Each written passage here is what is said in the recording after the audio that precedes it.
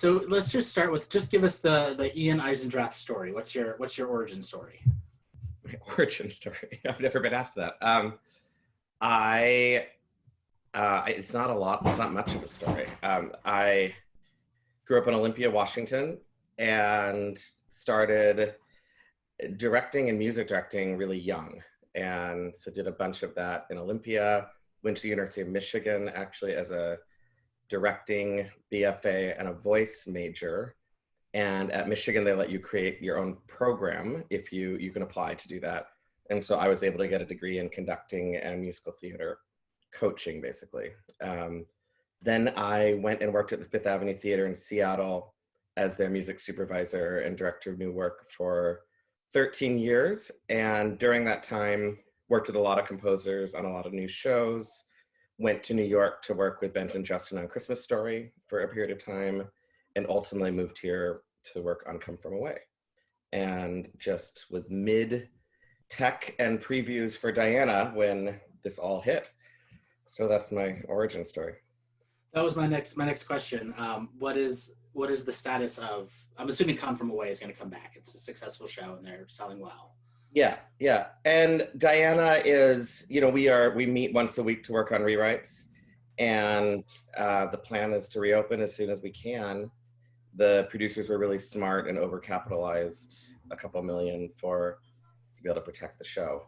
And so we have, I think probably every show is in the same boat, that I don't know if this was to go on for years. I think we'd have a real problem. If it's 6 months, then I think everyone, I think we'll pick up where we left off. But it has been a pretty amazing opportunity to press pause, have an archival video of the show, meet with the creative team weekly, and have zero pressure to make changes that you just couldn't make during previews. So like we're doing some deep digging into just how to make the show as great as possible. And how are you rehearsing it all with the cast? Are you meeting with them, or are you just going to kind of get back and then deal with rewrites with them? Yeah, I think everyone's on a pause, and I would assume that we've talked about going to a rehearsal studio for a short period of time, then going back into tech for a short period of time, and then getting back into previews. And I think we're hopeful that we'll be able to record our cast album before then, because I'm assuming it'll be more possible to get into a studio than to get into a theater. Yeah. And when was the opening date? When were you guys supposed to open? March 31st. Oh, so you were like 2 weeks out from opening. You were like halfway in the middle of previews. Yeah, it was unreal. I mean, it's sort of something you fantasize about, because that's usually the most stressful, exhausting part. So you think, great. Like, so when they first said it, I thought, oh, I could totally take a 2-week break. Like, this is like a gift for everyone. And I was just really naive about what this is. Yeah. So what are you, outside of meeting with the creatives for Diana, what are you doing during this quarantine? Anything special? Are you working on other projects, or?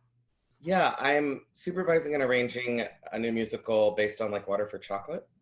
That Michael Mayer is directing, and Tom Hulse and Ira Piddleman are producing, and Lauren Lataro is choreographing.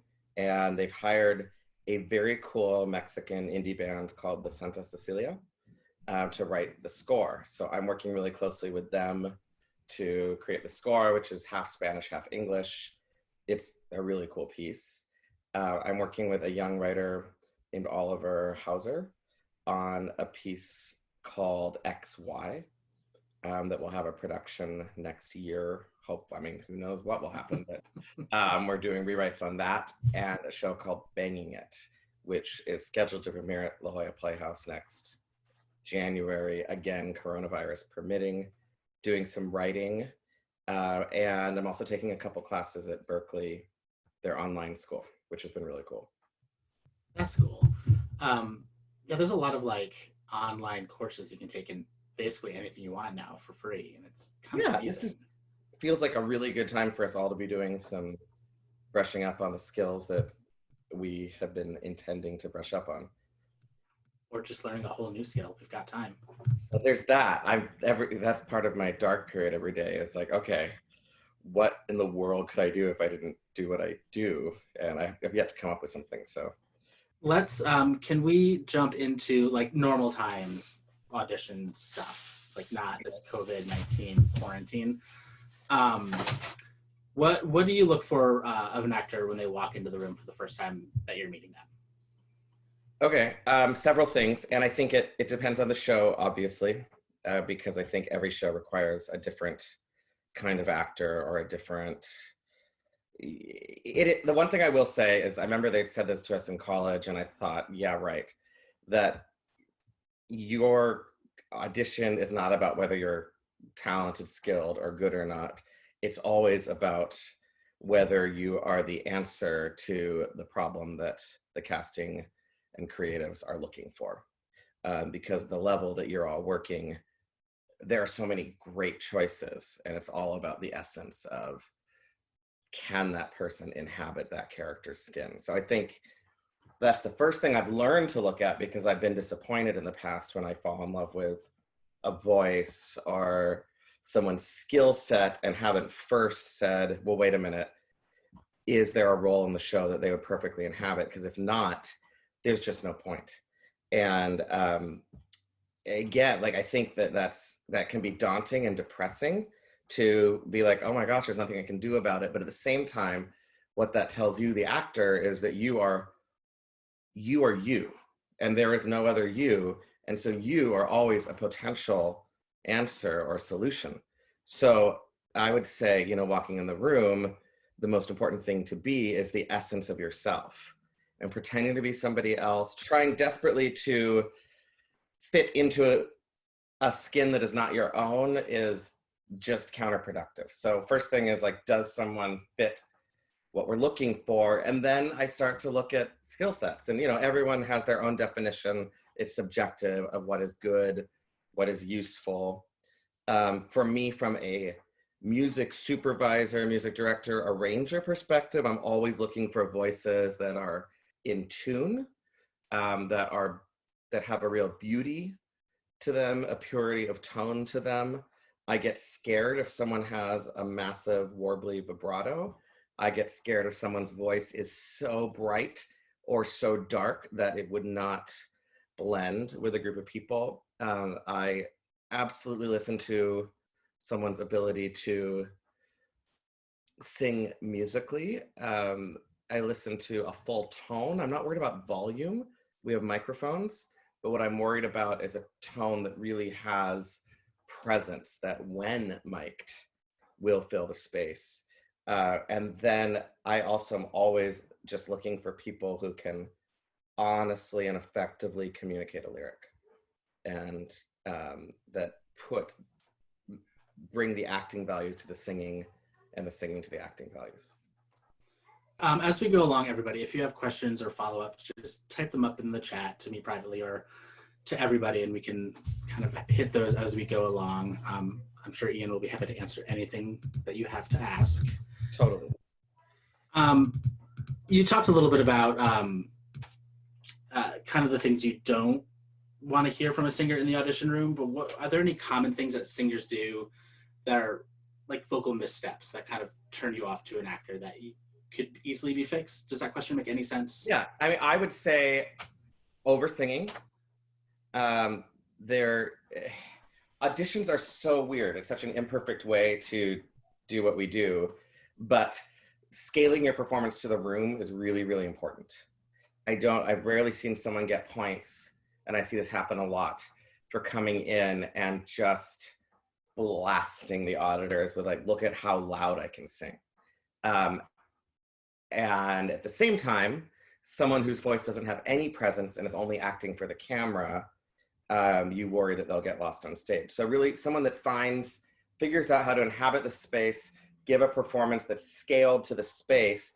And the reason that's weird is that performance would probably be lost on a Broadway stage. And yet, for some reason, that's the way that we do this. And people will say like, oh, they overacted, when I know that perhaps the actor's objective was to show that they could really leap off the stage. But I think, the thing that we're really always looking for is honesty and clarity, simplicity. I think other major missteps are a highly choreographed audition. because that doesn't really give us a chance to get to know you. I trust when you come in that you can learn staging. And that's also what a dance audition is for. Other missteps would be, sorry, I'm just thinking, again, like tonally, like just think about being honest and sincere and really inhabiting who you are rather than putting on a really bold sound or something that is going to get in the way, because you don't know what the casting folks are looking for. So don't try to second guess. I always appreciate when people dress in a way that shows their ability to inhabit the character. I personally feel turned off when someone comes in with the exact, if it's an extreme costume with that exact look, like, because I think, again, you're sort of painting yourself into a corner because you don't know actually what everyone's looking for. You don't know what that character looks like. Even if you're replacing on Broadway, you don't know that they won't re-envision it or see you differently, or that they won't judge what you're wearing and saying, oh, that was someone just trying too hard. Other side is don't underdress for auditions. Come in looking like you look on your best day. Super overly formal entrances into the room, I think, can be awkward. So walking in wearing a suit, being really, really as if you're, going into an interview for a legal position and shaking everyone's hands. And like, I think that can be an odd energy. So I think something that's really important when you come in the room is, and there's nothing natural about it, but how can you sort of portray how you would naturally interact with people in a theatrical working environment, which is a little more relaxed, a little more casual than the business world, but it's also not a reunion of friends. And so just really finding that balance. The way that you treat a pianist is so important. We all pay attention to that. That is like a great way to find out how someone actually is going to interact with other artists. And I certainly take note if someone is really gracious, appreciative, and collaborative with the pianist. And when someone gets frustrated with the pianist or is highly expectant of a certain treatment from the pianist or entitled, I take note of that too. Also, keep in mind that those people have been sitting in the room with that pianist all day. So chances are, if that pianist really butchers your audition, they probably butchered the 10 before you as well. So your ability to handle that with grace and kindness is noticed. I'm sure there's many more things that will come up, but those are my first not things in the negative list. Can you talk a little bit before we kind of jump into more audition questions? Can you just talk about what a music supervisor does? What's their Why don't job? you tell me, Aaron? I've been wondering that myself for the last several years. You know what? It really depends on the team and the project. But the way I look at it, at the end of the day, is you are responsible for the total musical product, for shepherding the process from day one through hopefully every replica production and tour. You are involved in the creation development of the score and the arrangements and supervising all the various people on a music team. I think we've seen the advent of the music supervisor in theater more recently over the last decade or so because things have gotten so much more complicated. Sound has gotten so much more complicated. Technology has gotten more complicated. And it's now very challenging to actually know what the musical product is from the pit. And like for Diana, for example, I know that my pit experience is a completely different experience than the audience is having. So I hired someone to split the conducting of previews with me so that I could constantly be in the house.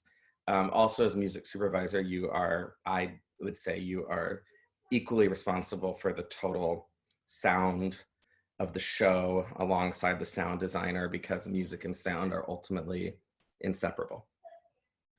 And also casting and sometimes teaching the score, sometimes writing the arrangements, all of that stuff. Does that cover it, Aaron? I think that covers all of it. Okay. That being said, how does the audition process change for you as the music supervisor from the first callback through actually hiring an actor, through all the callbacks to the final callback? Can you say that in a different? How does it change? Meaning, what do I do? Like how do you narrow it down from a large group of people to ultimately hire a person? Yeah, I mean, I always look at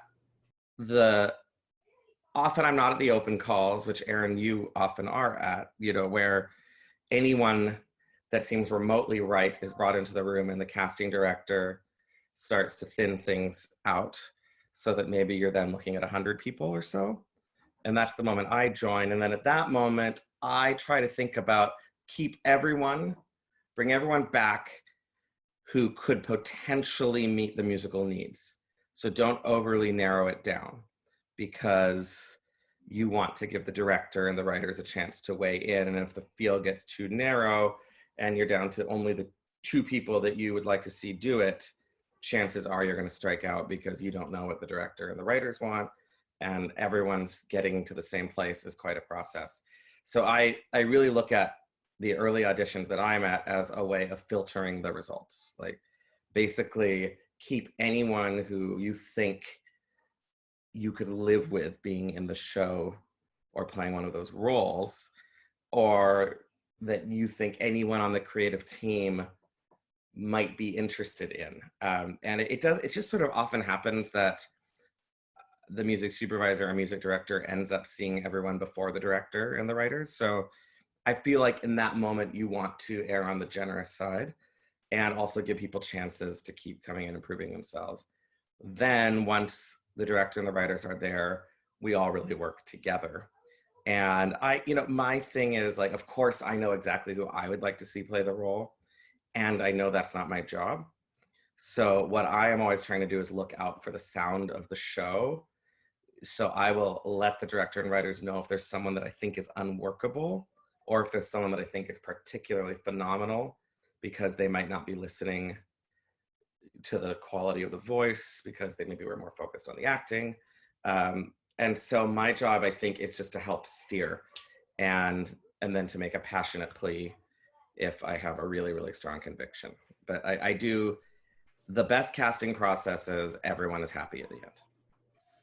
Can you talk a little bit more about the negotiation that happens between yourself and the choreographer and the director and the producers ultimately as you get closer to that hiring? Yeah. Well, I'll tell you, like, the end of our last Diana casting process, Kelly Devine, the choreographer, is like, "Oh, I'm so glad that's over. You are vicious." And I was like, "Really? Like, I thought you were vicious." So it's very much, it often ends up being, for the principal roles, it's pretty obvious.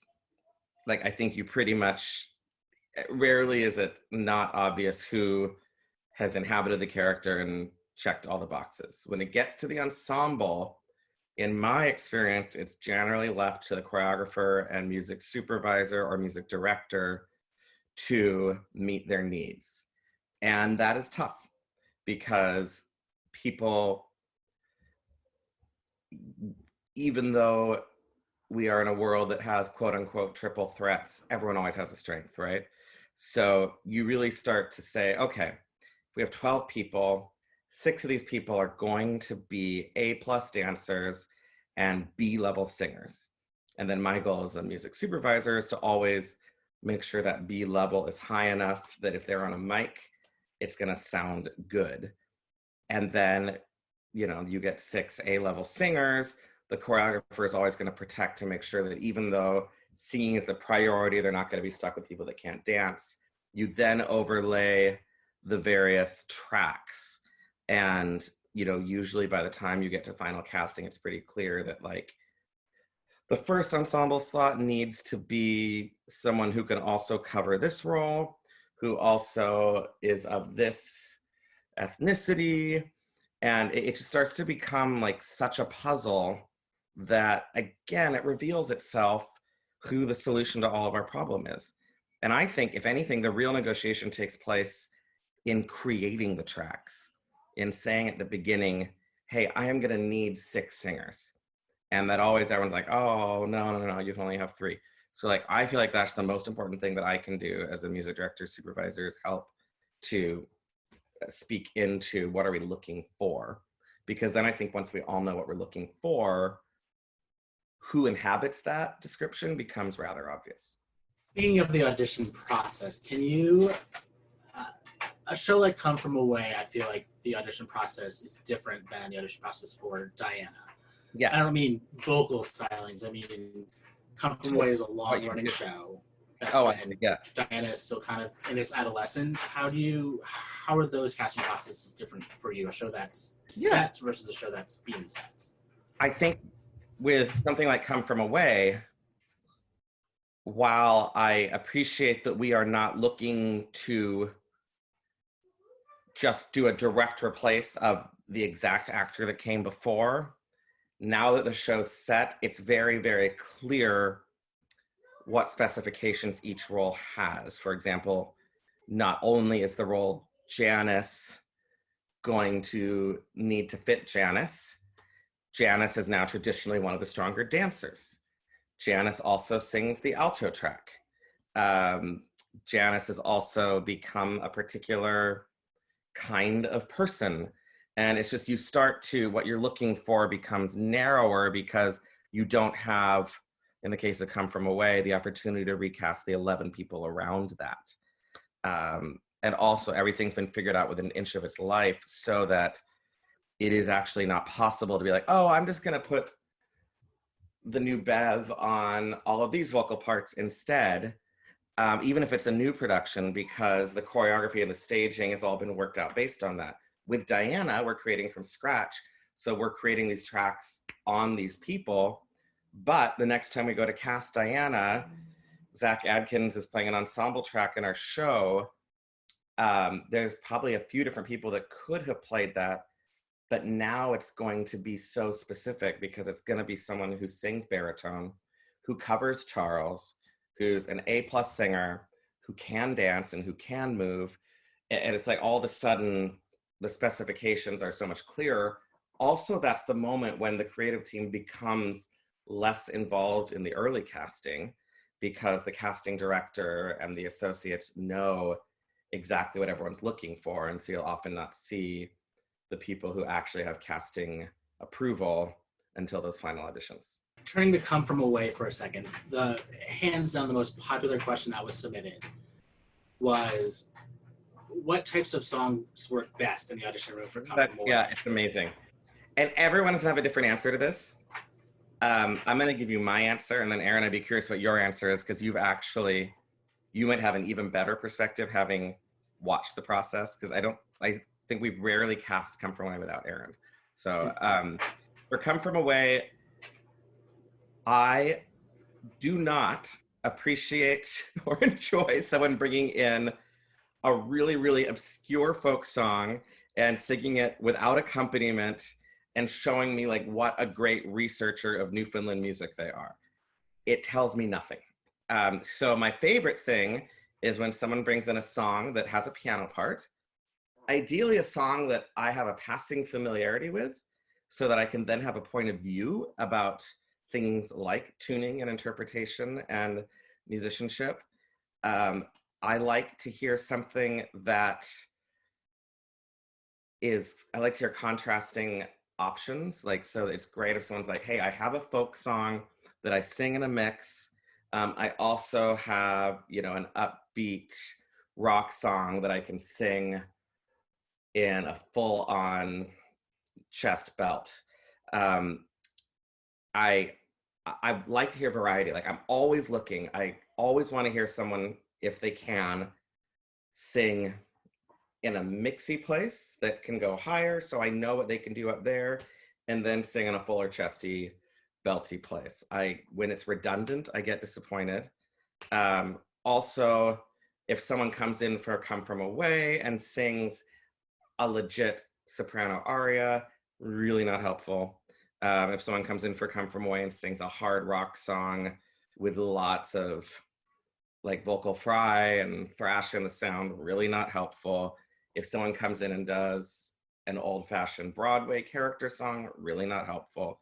So like, just, I say, look at the tone of the show. You see that those people are singing in a fully voiced folk placement. They're singing rather naturalistically, and they're singing as real people. And there is a contemporary edge to it. There's nothing uber legit, but there's a lot of mixing going on. And so I'm looking for songs that show me that you can handle the vocal demands of the show. Way more important than your ability to find a song that could have been written for the show. That's, in my opinion, what we have audition cuts for. So I also much prefer someone to sing something they know really, really well and have experience with than to sing something that they think is just perfect for the audition. I'm trying to think of like, what are great audition songs for Come From Away, Aaron? Of course, I can pull up I keep notes on every actor I ever see. So I'm just gonna pull up my Come From Away. I can't think of any specific ones off the top of my head, but the thing that from being in the room for basically all of the process from opening calls through, it's the songs that, it's not so much the song selection as it is how you sing the song. Yep. It's more about the vocal stylings and understanding what the voice does and Come From Away. Yeah. I have seen a lot of really good, like, obscure folk songs work in the beginning process, but there's always a familiarity to them. Like, it's a song that is like kind of in the back of my head that I've heard before, and not a song that's so obscure that the melody isn't familiar to us. Yeah. Yeah, it's the vocal stylings and not the choice. I think folk is fantastic. The challenge, and I think it even asks for that. The challenges with that, and the thing to look at, is that a folk song generally has a really limited range. So that doesn't tell us much about that. And often the negative experiences I've had with the folk songs are when someone brings in a song that does not have piano accompaniment. And that just, doesn't have, but I'm just looking at like all the songs sung over the last several years, and someone sang How the Glory Goes, and that was great. Someone sang River Deep, Mountain High. Someone sang Fly to the Future from Vanities. Someone sang that Princess song. Someone's, any song from Man of No Importance is always helpful.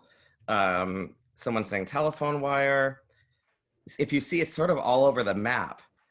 Way Back to Then, Breathe, songs from Parade,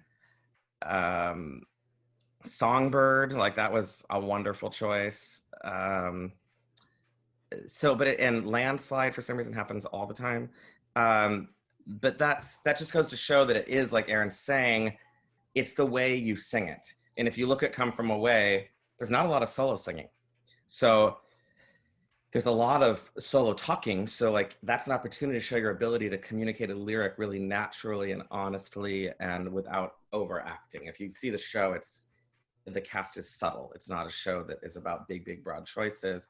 And it's a show that has a ton of ensemble choral work in it. So looking for people who can do that and showing in the song that you sing that you have a voice that is going to be full and pure and blendable. And also that, that there's a sense of style. There's a sense of a contemporary ease, I would say. Can you talk about callbacks for Come From Away? I've been doing this a while, and I've never seen callback material come in such a small packet. Oh, meaning There's like not a lot of callback material in there. Yeah, like you don't actually ask the actors to come in. It's so funny because I feel like our callbacks are so long, but that's amazing. Okay. Yeah, the callback material is really focused. Like I just went through the score to find out, like, because the reality is most of the score is ensemble and choral in nature. So the callback material has the solos that a character would have. I did a cut down version because I don't think we need to hear you sing the whole song. And then for characters that don't have solo, I chose sections from the score that could be delivered soloistically, but would cover the range of what I need the people to do in an ensemble way. Does that answer your questions? So when given comparatively so little material to present in the callback room, what's the checklist of things you're actually looking for? Well, okay, so in that callback material? it really is its range. It's the ability, like, if you go character by character, so like, Oz has 2 songs. One of them is his Hebrew prayer, and I want to hear, does he have a beautiful, rich sound that can be transformable for that one moment? And then it's his higher, when he sings on the party plane, sort of Irish punk sound on Meanwhile on the Plane, we da da da da, to hear those 2 things. And then I'll often ask for a song of his own to hear how he would do for the choral stuff. For Beverly, that person has to be able to sing Me in the Sky brilliantly. So usually that's all I do. And then if I need to hear more, what is the second song that we do, Aaron? Is it? You do a lot of Heave Away. Right. And then I've given everyone Heave Away, which that is the folk song in the show. That honestly is less for me and more for director, writers to sort of fall in love with someone's performance. And then I think, isn't Somewhere in there for a lot of people? Yeah. That is the most rangy, contemporary ensemble moment in the show. So that's a great thing to sort of show your ability to sing ensemble vocal chops. For Bob, for example, who doesn't have solo stuff, I gave him the prayer so that I could hear his ability to sing in a more legit placement. And then Somewhere in the Middle of Nowhere, we give him his sort of rap section into a full statement of the chorus to hear him sing, to do the Bob material that's solo, but then to hear him sing in more of a contemporary place. For Beulah, she has a solo in the prayer, so we give her that, and then we ask her to do Heave Away. So when she does prayer, I'm listening to how beautiful, full, and in tune, and blendable, but also soloistic her tone could be. And then for Heave Away, can she inhabit that character? And is she going to be a really strong alto that really holds it down? For Hannah, we put in her solo material tells us everything. She has the song I Am Here, which shows acting, shows the ability to interpret a lyric. It really deals with the passaggio and the mix. It deals with someone's ability to sing this very wordy score in a way that is both naturalistic and musical. And then we do her higher portion at the end of the show, which instantly tells us if she can sing the soprano track. So I'm always looking for cuts that can make it very clear to everyone in the room if the person has the vocal chops to do it or not. No, I think it's appreciated. So your show that's just condenses it down to what exactly you need is amazing. I always look for that because the reality is we're never going to actually hear everyone do everything.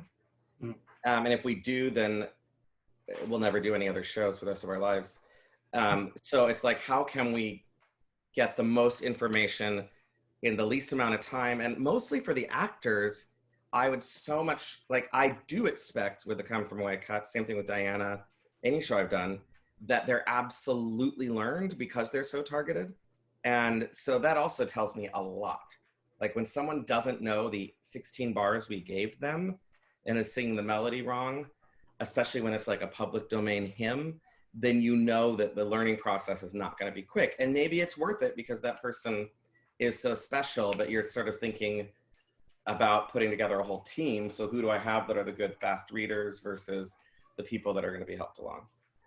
That brings up a question. Can you talk about the casting process for like a reading when you have a limited amount of time to teach music? What are you looking for out of your singers? For reading? What are you telling for me, I'm always telling, like, I'm always looking for the most flexible voices and the best musicians. Because often going into a reading, I do a lot of vocal arranging on the fly based on the singers in the room. So I'm always looking for like, who is going to be a really great color to paint with. And again, for me, it's like, I am the happiest person in the world if I find someone who can really act, who the director loves and the choreographer loves, who has a pure, balanced tone, musicianship, and the ability to sing really specifically, dynamically, note values, phrasing shape, on the breath. Like I I'm always, it's like, no matter what show I'm doing, and like, I think Rachel sometimes almost makes fun of me, because she's like, you know, you always want the same thing. It's like, I do, because it's pretty basic. Like, I really, really want good musicians with flexible voices, who can really color material. And when you say good musician, you mean someone that reads music, someone that understands harmony? Someone who's fast, I would say. I don't care if you read music or not, as long as you can hear something and do it immediately. We don't have time to teach notes in our industry, especially in readings. We can do that once.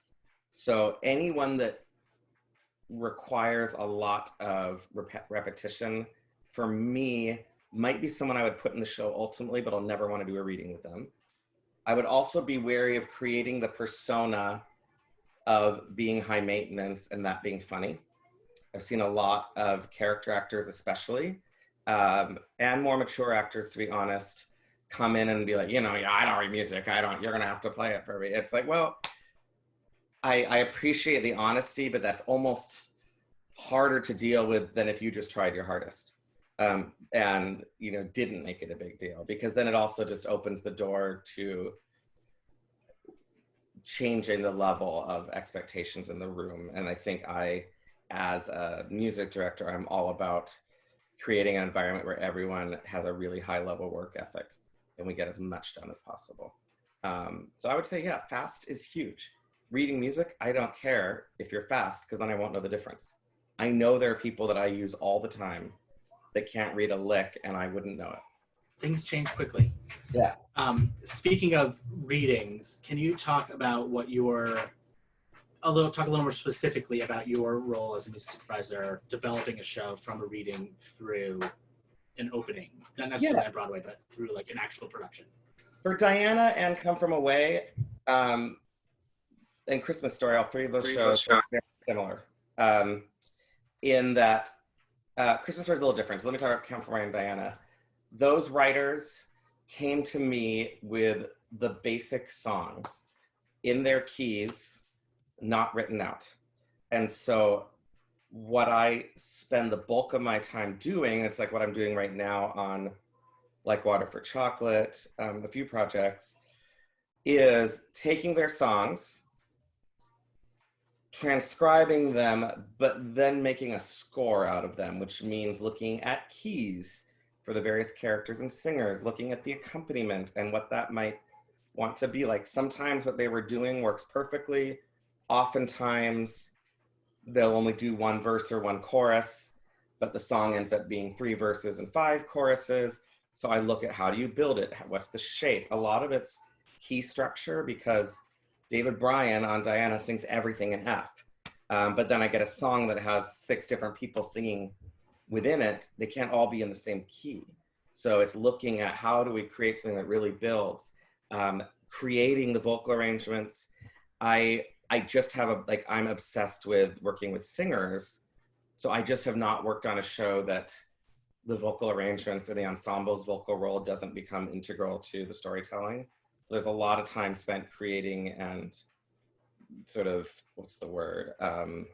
evolving vocal arrangements. And then, you know, a lot of talk, I love the whole creative team vibe. Like, you know, Chris, Kelly, David, Joe, and I on Diana have been meeting for a couple hours every week. And, you know, we're really talking story and structure, and we all are speaking into each other's departments in a way, because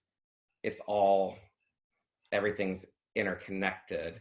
And so, you know, there's a lot of dramaturgical conversation and a lot of challenging the writers that, you know, this might not be the right song. What if the song did this? What if you thought about this lyric? Maybe we should make this cut. Maybe we're missing something here.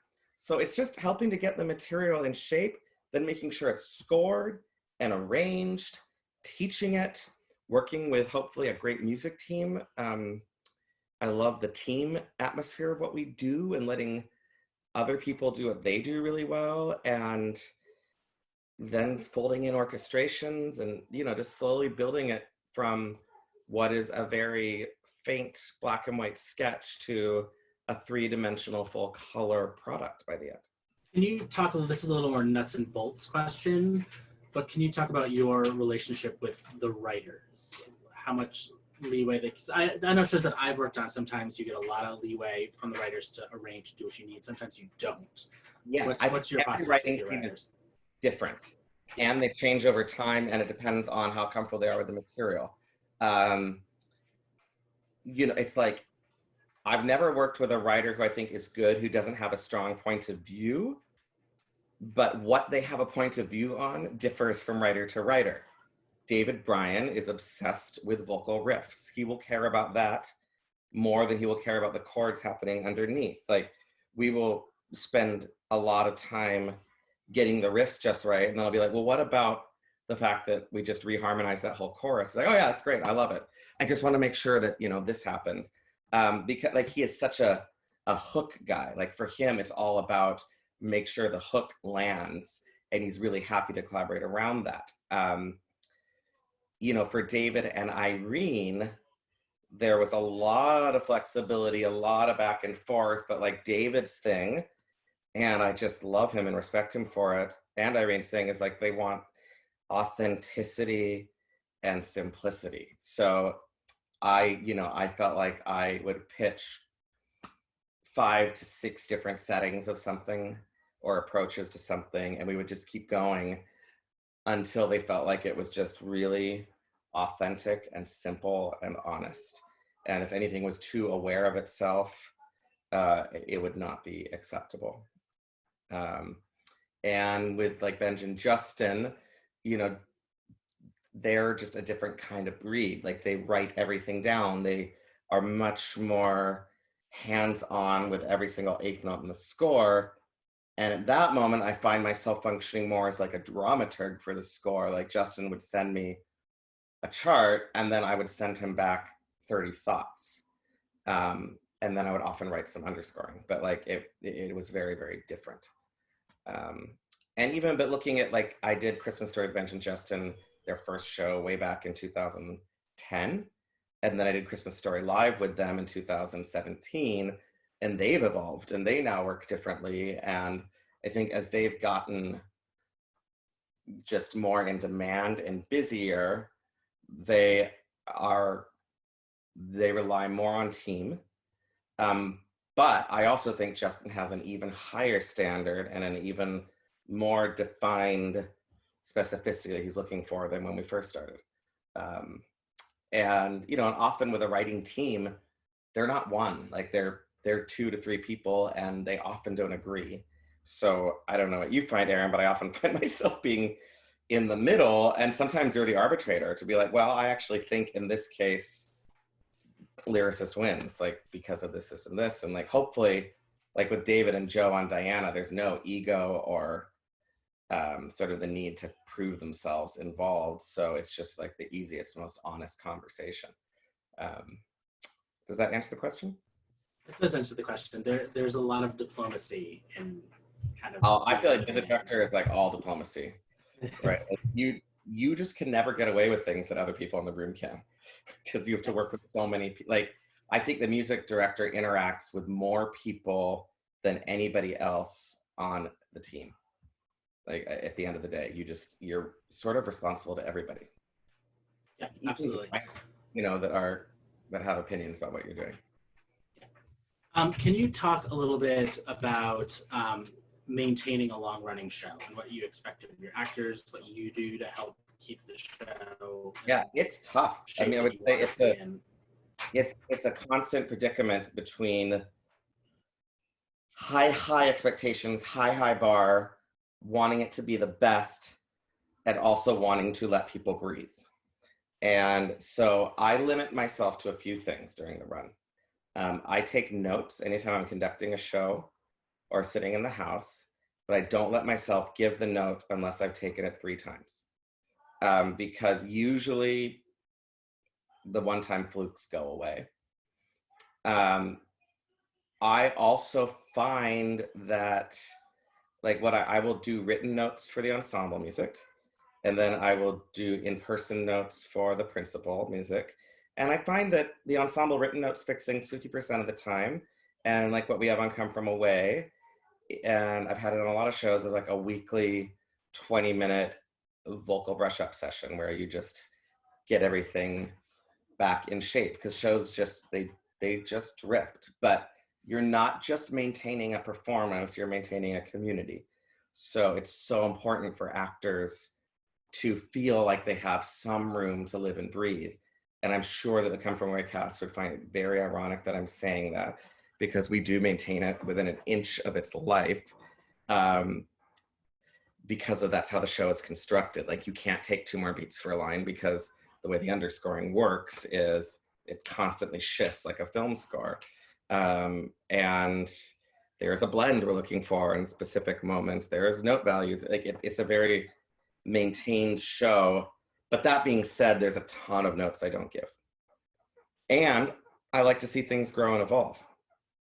And then my sort of indicator of what's too much is when the director comes back, or the choreographer, someone who's not been around. It's like, do you realize that they're singing that so much different? Really?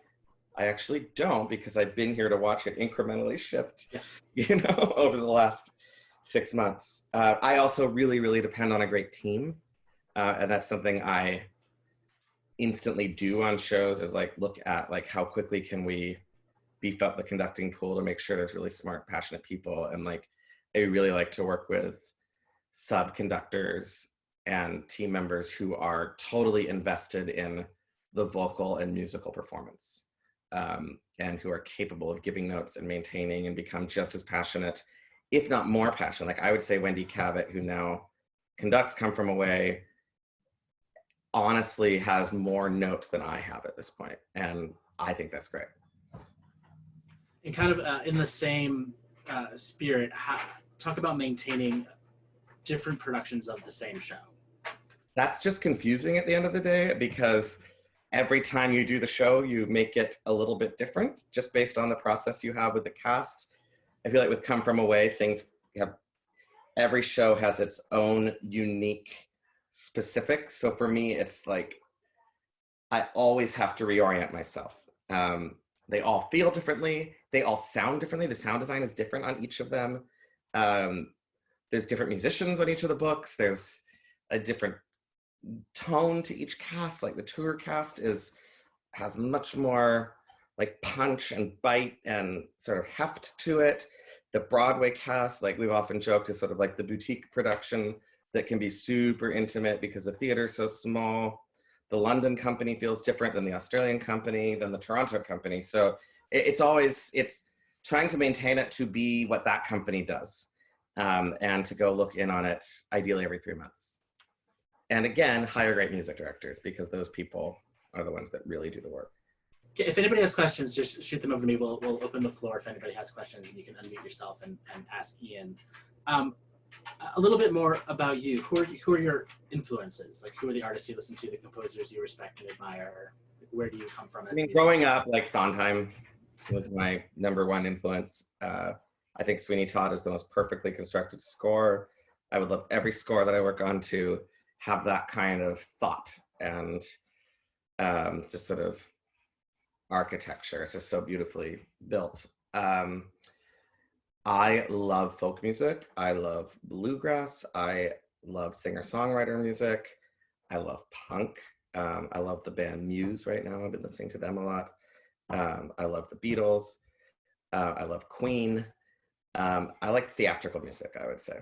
And then I have my massive sort of influence was that for a while I did a ton of choral conducting work. So I'm really, really interested in great ensembles, and I'm really interested in like 21st century choral writing, people like Morton Lordson, Eric Whitaker, that whole school of singing, of just choral arrangements. Like, I find that no matter what the genre, I'll use a lot of those intervals and gestures in a score. Someone just asked about casting covers. How do you go about casting the covers for roles, especially in a role like in Come From Away, where every individual part is so specific? Yeah, I mean, you really are looking at who has the broadest reach. So casting a cover is a completely different quest than casting a principal actor. that's just going to play one role. So you're looking for covers. First of all, basics. Do they have the ability to keep 4 to 5 tracks in their head? I couldn't do it. Come From Away is so specific. All those, not only knowing all the vocal tracks and all the dialogue, but the movement and where all the chairs go, and everyone's so interconnected and interdependent. So is it that kind of actor that can handle that? And then you're looking at how many roles can they cover? So I think if you have someone that can do 80% of Bev and 70% of Diane and 40% Janice, that's probably a pretty good cover, because that's a really broad stretch. You're not going to find someone that is 100% in each of those departments. If you did, then the show would not be very well written, because then you would have written the same character 3 times. That's not to say that the covers don't end up giving an equally valid and signature performance. They often do, but you often don't know that in the casting process. Like, what you sense is, okay, I can see this person can fit into Bev. They can also fit into Diane. And then in a pinch, they can do Beulah. Oh, but they're too young for Beulah. Totally. But they have the essence of Beulah, and it's just going to be a younger Beulah. You're just looking for how much can you cover. Is Come From Away doing anything while they're not running to maintain the show, or are you just kind of on full hiatus? Maybe we should be. We aren't. I think we might have mutiny, because this Broadway cast has more than half of them have been doing the show since 2015 and are like upwards of 1,500 performances. So they probably the best thing we can do for them is have them not do the show for a while. But no, I know we're gonna have. It's gonna be interesting when we're back, especially if Diana and Come From Away are back at the same time. We're gonna have to have 2 concurrent rehearsal processes to get the shows back up and running. Has there been any talk about what happens when things come back, like a rehearsal process or? Come From Away, like, we've not gotten like down to the hour, but I was talking to the guitar players, like, I never thought we would be back in rehearsal for Come From Away, because like it's evident we will need to have probably like a day of just checking through the show just to remind everyone of everything. Come From Away will come back really quickly. Diana, it will come back quickly, but it's gonna be more rehearsal just because we'd only done it 9 times and things were shifting a bit. And there will be changes. Come From Away, we're not gonna make changes. Can you, I don't know if you can answer this question, but I'm gonna ask it. Excuse me. For a lot of auditions I play, when we get into like the first round of callbacks, usually the person in the room is the associates. Yeah. But I can't think of a Come From Away audition that I played where you weren't in the room. Do you like to be that involved, or do you? Really? Is that a question? I don't think I've ever been to the room without you in the room when it was like a music person. Right. There's always like Wendy's been there with you, but like you've always been. Got it. I love to not go to auditions. I don't feel like I've had the choice. Like, usually the producers or Rachel will just be like, we need you to be here this day. And I say, I figure it out, and they do a good job at working around our schedules. Also, I think like with Rachel and you, for early calls, I just don't feel the need to have someone for music there, because like if the casting director's good, like Rachel, she knows what we're looking for. And those early calls are really just screening to find who the options are. And then, I like to be at the auditions for Come From Away, because we just have to get the right voices in there. And if you're not there, it often doesn't happen. I have started, I think recently, sending Wendy Cabot like to Australia to help cast, or to London, if I'm unavailable. And her title is Associate Music Supervisor. So, that definitely that happens. And then Diana, it definitely had an associate do all the initial calls. But I want to be there anytime a decision is being made. Not that I don't trust other people, but I think, and of course I feel that way differently with Come From Away now, but for a long time, I know that I was the only person, just because of my relationship to the show, that knew what the vocal arrangements needed to do. And I wanted to be there to make sure. Because, it is easy, because everyone is so desperate to find what they're looking for so they can do their work, the director, the choreographer, that and everyone feels as if they know about singing, which is, you know, and so they can easily say, and it's nothing against them, they're great. They're like, oh, that person sings. Like, that'll be great for Ian, but they don't actually know how I'm hoping to fit them into the sound. Or sometimes a really, really great thrilling rock belt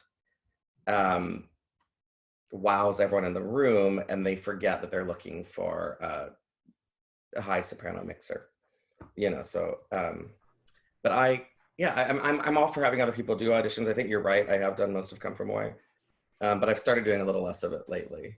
A long running show like Come From Away, how long did you conduct that before you stepped aside? I did 2 years, but we had been doing it for 2 years before then, so it felt like 4 years. This is kind of a two-part question. One, the first part deals with you. How do you maintain keeping the show fresh in your head and not it just becoming a job? Right. To be honest, when it started to feel like it was just a job is when I stepped away, because that was scary. Like, it was around the second year. I wasn't doing it enough to have like the perfect handle on running the show every night. So I would have to I'd have to be uber focused to make sure the show was good. And it started to feel like a bit of a drag just because of the other things going on. And I just knew, it's like, oh my gosh, I don't want to be that person who comes in and screws up Come From Away once a week because I can, you know. And so I think it's knowing when it's time to leave. I think that's a really important thing. But for the 4 years that I was working on it, I loved it because I love detail. And so, like, as long as I'm invested in the details, there's always something to work on and make better. And I think that it's like, if that stops, I become uninterested. It's honestly a schedule thing too, because it's like, I'm not doing this enough to do a perfect show every night. Not a perfect show, but a near perfect show. So it would be better for the show to have someone doing it more. Last call for questions. I'm going to ask 2 more, and then I'm going to let Ian get back to his quarantine. And speaking to actors in a long-running show, what did you see? What advice do you have? Did you see anything Come From Away? Yeah, I would say, maintain a fresh show? Yes.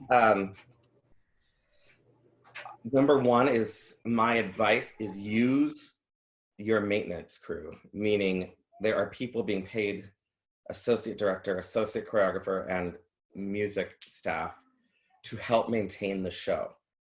And the people that welcomed the feedback and the notes end up with better performances and having a better time and a better vibe overall than the people that were like, I created this role, I know what it is. Because you just need to know that you lose your grasp on reality when you do something so long. And people's performances can shrink to go from what was a really high energy performance to the most like uninvested, low stakes performance.